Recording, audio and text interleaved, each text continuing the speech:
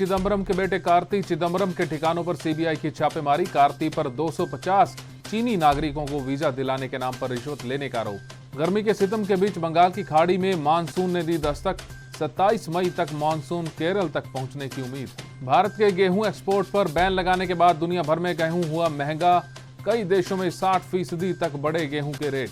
नमस्कार, मैं हूं संजय सेठी, आप देख रहे हैं जेएसडी टाइम्स। सीबीआई ने कांग्रेस के वरिष्ठ नेता और पूर्व वित्त मंत्री पी चिदंबरम के बेटे कार्ति चिदंबरम के 9 ठिकानों पर छापेमारी की है। इस दौरान सीबीआई ने कार्ति के खिलाफ नया मामला दर्ज किया है। उन पर 250 चीनी नागरिकों को वीजा दिलवाने के नाम पर रिश्वत लेने का आरोप है। एलआईसी के शेयर्स की लिस्टिंग डिस्काउंट के साथ हुई है। एनएसई पर एलआईसी का शेयर 77 रुपए यानी कि 8.11% नीचे 872 रुपए लिस्ट हुआ है। वहीं बीएसई पर यह 867 पर लिस्ट हुआ है।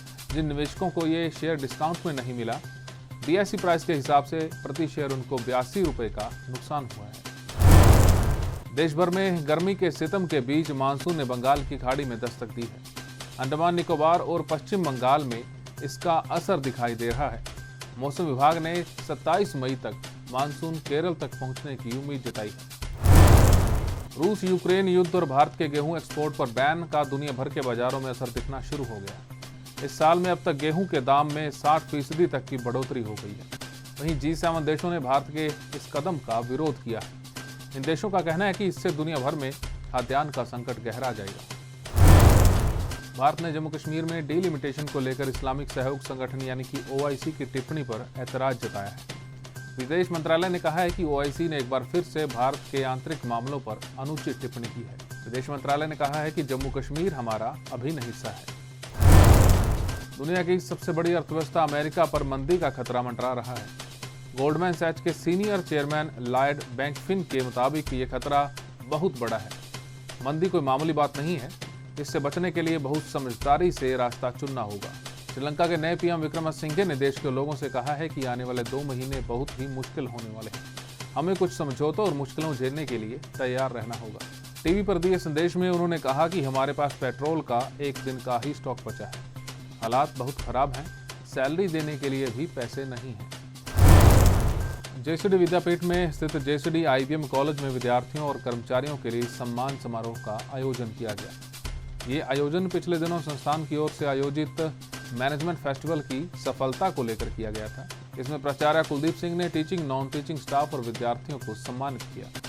वहीं मुख्य अतिथि के तौर पर शामिल हुई जेएसडी विद्यापीठ की MD डॉक्टर शमीम शर्मा ने अपने प्रबंधकीय अनुभव को साझा किया और विद्यार्थियों की तारीफ भी की। अब बात आज के इतिहास की। दुनिया के सबसे बड़े stock exchange the New York stock exchange यानी कि NYSE की शुरुआत आज ही के दिन हुई थी। इसकी शुरुआत महज 24 लोगों ने की थी। आज स्टॉक एक्सचेंज में 2000 से ज्यादा कंपनियां रजिस्टर्ड हैं। मार्केट कैपिटलाइजेशन के हिसाब से दुनिया का सबसे बड़ा स्टॉक एक्सचेंज है। आज NYSE में हर दिन 90 लाख से ज्यादा स्टॉक और सिक्योरिटीज की ट्रेडिंग होती है। NYSE को बिग बोर्ड के नाम से भी जाना जाता है। इसकी शुरुआत करने वाले सभी लोग न्यूयॉर्क में बॉन्ड और सिक्योरिटीज की ट्रेडिंग का बिजनेस करते थे। मार्च 1792 में इन लोगों ने न्यूयॉर्क के एक होटल में मीटिंग की। इसका उद्देश्य है बिजनेस को और सुरक्षित और बेहतर बनाना था। आज ही के दिन 1792 में इन 24 व्यापारियों ने मिलकर एक एग्रीमेंट साइन किया जिसे बटनवुड के नाम से जाना जाता है। हमारे इस खास पेशकश में फिलहाल इतना ही। देश और दुनिया की तमाम खबरों के लिए आप देखते रहिए जेएसडी टाइम्स।